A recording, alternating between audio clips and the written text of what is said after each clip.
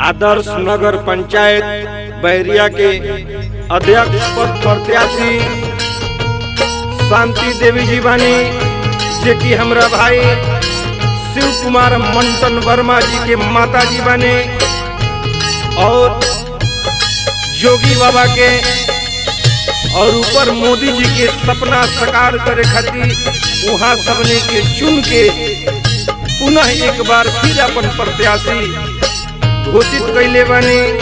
ऐसे समस्त नगर पंचायत बैरिया के सम्मानित जनता से हाथ जोड़ के निहोरा बा कि पुनः एक बार वोट दे के जिताई जा।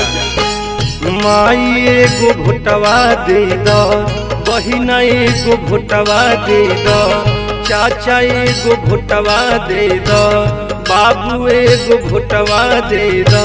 आपका चुनाव चिन्ह कमल, हमारा चुनाव चिन्ह कमल, सबका चुनाव चिन्ह कमल। दीदी एगो भोटवा दे दो, बहिना एगो भोटवा दे दो, भाई एगो भोटवा दे दो, चाचा एगो भोटवा दे दो।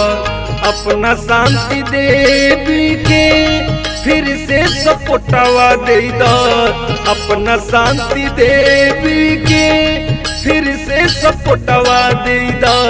भैया एगो भोटवा दे दो, बहिना एगो भोटवा दे दो, चाची एगो भोटवा दे दो, किया एगो भोटवा दे दो।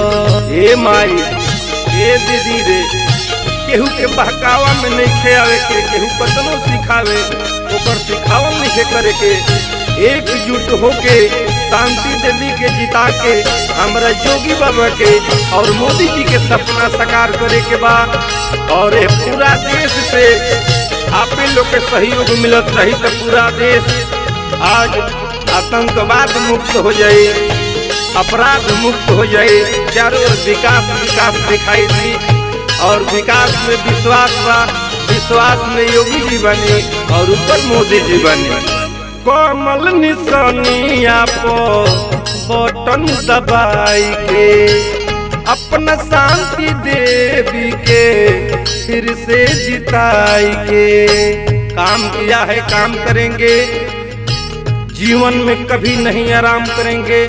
हम तो धरती पर आए हैं आपकी सेवा करने के लिए, इसलिए कभी नहीं विश्राम करेंगे।